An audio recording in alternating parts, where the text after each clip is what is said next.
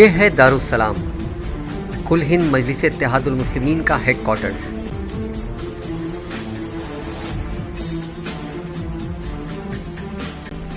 یہ نہ صرف دکن بلکہ پورے ہندوستان کے مسلمانوں کے لیے ایک شان کی علامت ہے۔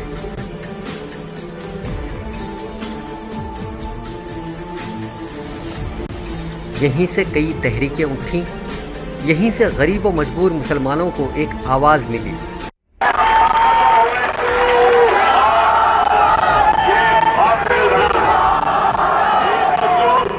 مجھے کوئی تعریف کرنا اپنی مقصود نہیں ہے، لیکن یہی دارالسلام جس کو کہا جاتا تھا کہ رضاکاروں کا ہیڈ کوارٹر ہے، لیکن طاقت جب پیدا ہوئی تو آپ کی اور میری آنکھوں نے دیکھا یہی دارالسلام کے اوپر اندرا گاندھی آئی تھی اور یہیں سے آپ کو خطاب کیا تھا۔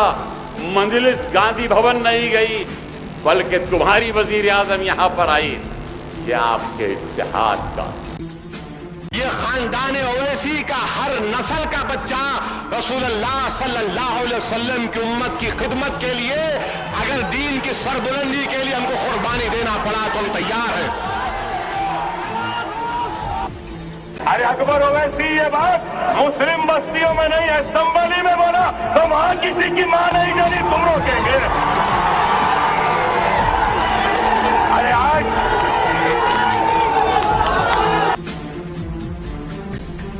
یہیں سے حکومت وقت کو کئی بار للکارا گیا اور یہیں پر وقت کے کئی حکمرانوں نے آ کر گھٹنے ٹیکے۔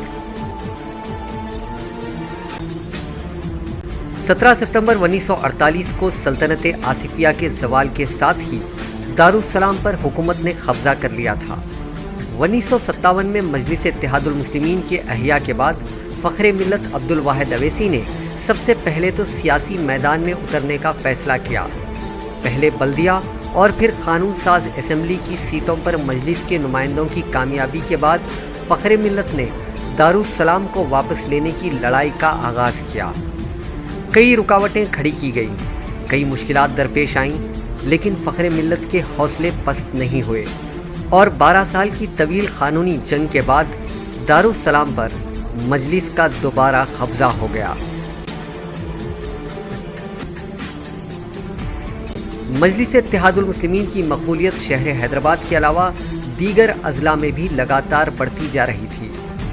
1975 کے ابتدائی دور میں جماعت کی کمان سلطان صلاح الدین اویسی کے ہاتھ میں آ گئی۔ انہیں سالار ملت کے خطاب سے پکارا جانے لگا۔ کہ سرکار یہ دے دو، لیکن یہاں سے نکال کر دیکھو تو یہ ہاتھ خراب ہے جو ہمیشہ دوستی کے لیے ہوگی، اور اگر اس کا خنجر مارا جاتا ہے تو یہ ہاتھ خراب ہے جو اقتدار کی گریبانوں سے کھیلنے کے لیے تیار ہے۔ ہم اپنے نام کے تار بیچنے کے لیے تیار نہیں ہیں۔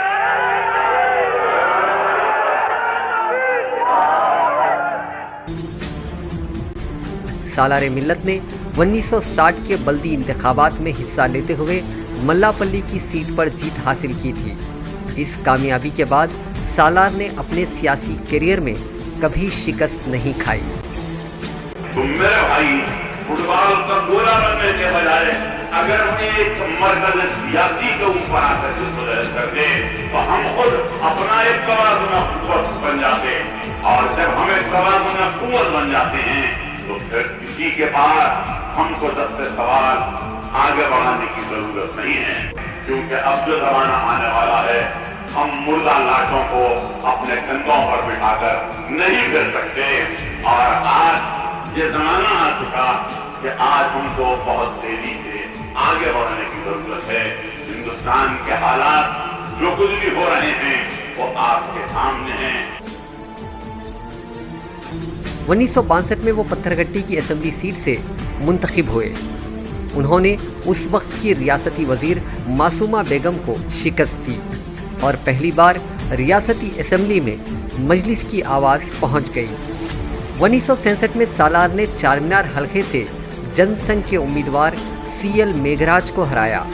1972 میں انہوں نے یاقوت پورہ حلقے سے مقابلہ کیا اور کامیابی حاصل کی۔ 1978 میں انہوں نے چار مینار سے دوبارہ مقابلہ کیا۔ اور جنتا پارٹی کے عبد الحسین کو شکست دی۔ سالار ملت کی دور اندیش سیاست کی لوگ آج بھی تعریف کرتے ہیں۔ سالار کے ہر فیصلے میں کوئی نہ کوئی فراست چھپی ہوتی تھی، یہاں تک کہ وہ خود ہی طے کرتے تھے کہ ان کا دشمن کون ہوگا۔ آج اسی زمین کے اوپر تو فقیر و ذلیل ہو چکے، یہ کیوں کہ آج ہم نے اللہ اور اس کے رسول کو چھوڑا، جد و جہد کا میدان ترک کیا۔ کہیں تو لوگوں نے کہا نماز پڑھ لو، روزہ رکھ لو، یقیناً نماز پڑھنا چاہیے، انکار کافر ہے، لیکن اللہ کے رسول نے بدر کے میدان میں بھی تو گئے، احد کے میدان میں بھی تو گئے، یہ نہیں کہا کہ 100 مرتبہ تسبیح پھیر لو، جد و جہد کی۔ لیکن یہاں یہ عالم ہے، میاں یہ پیسہ پڑھ لو، قصہ ختم ہو گیا۔ ارے آخر یہ سنت کون؟ یہ عجیب و غریب ہے۔ یقیناً آپ تسبیح پڑھیے، دعا کیجئے، لیکن جب وقت آئے تو میدان میں بھی آئیے، اللہ کے رسول نے آئے۔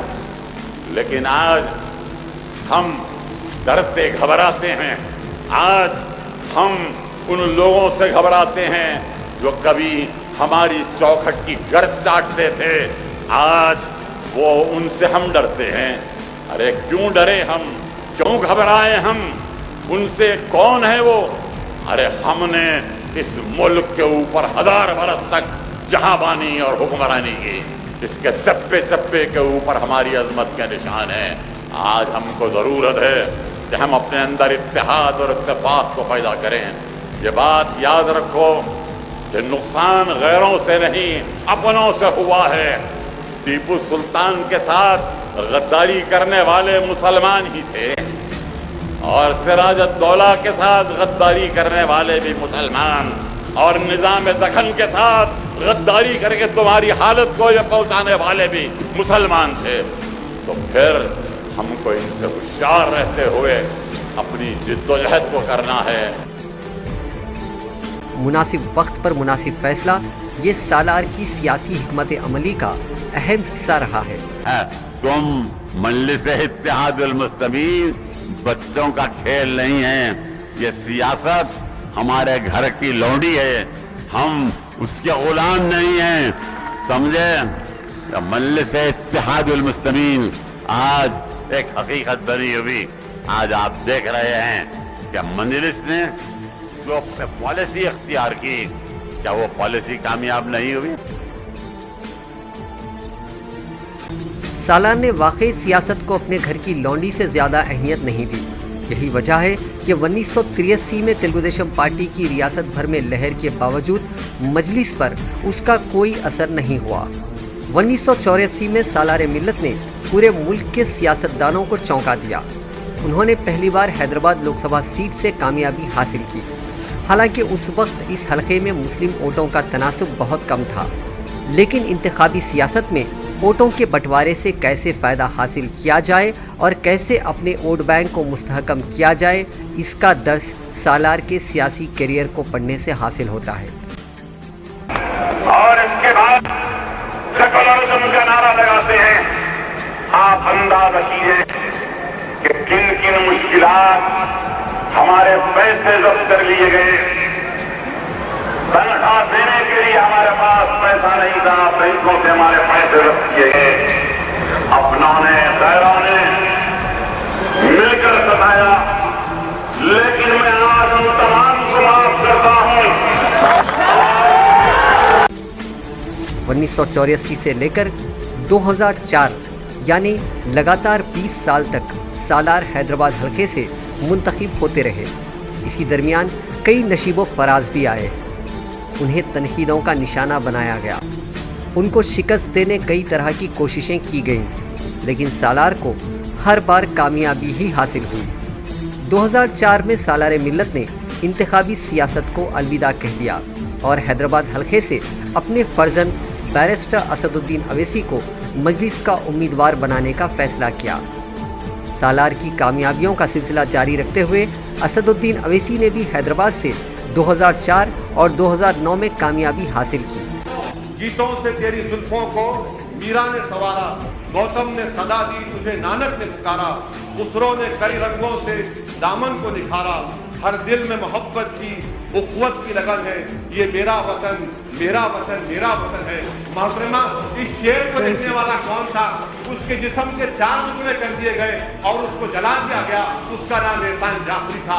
उस एहसान जाफरी की रूह इस ऐवान में जो कानून की बालादस्ती को मानते हैं उन सब से कह रही है कि अगर तुम्हारे सीनों में इंसानियत जिंदा है तो मुझे इंसाफ दिलाओ। मेरी बेवा शहीद हो चुकी है, उन खातिरों को जेल में पहुंचाओ। जब नेशनल एडवाइजरी तरुण मंडल जी कानून बनाया जिसकी चेयरपर्सन आज यहाँ पर बैठी है, तो अगर दूसरी रियासतें राजी नहीं हो सकती तो मैं आपसे नई हुकूमत से मुतालबा करता हूँ कि जितने कांग्रेस के जेरे क़यादत रियासत है आप वहां पर कम्युनल वाले बिल को लागू करिए। मेरे शहर में मेरी कॉन्स्टिट्यूंसी में मोहतरमा चंद दिन पहले फसाद हुआ। प्लीज समाप्त करें, प्लीज प्लीज खत्म कर रहा हूँ, प्लीज समाप्त करें। साथ में मंदिर के ऊपर वोट डालने वाले आपके लोग, मंदिर के ऊपर वोट डाले नहीं 4 आप प्लीज बैठे। हमारे के लोग पकड़े गए। फ़ख्र मिल्लत ने मुसलमानों को एक सियासी क़ुव्वत बनाने का ख्वाब देखा और सालार मिल्लत ने उस ख्वाब को एक अमली जामा पहनाया कि 14 बरस में जितना भी कांग्रेस ने काम किया है मजलिस के साथ मिलकर किया है, आपने तन्हा नहीं किया। अगर हम नहीं होते तो वो काम भी नहीं कर सकते थे। हमारे बोलने पे किया। अब देखेंगे आप क्या करेंगे। देखना यह है कि अब आप क्या करेंगे हमारा साथ छूटने के बाद। मजलिस इत्तेहादुल मुस्लिमीन आज न सिर्फ एक सियासी क़ुव्वत है बल्कि उसमें हुकूमत वक्त से टकराने की सलाहियत भी है। ये चीफ मिनिस्टर, ये किरण कुमार रेड्डी अगर ये समझ रहे हैं कि आपके ऐसा गुस्सा होने से, ऐसा चीखने से हम डरेंगे घबराएंगे तो नहीं, हम डरने घबराने वाले नहीं हैं।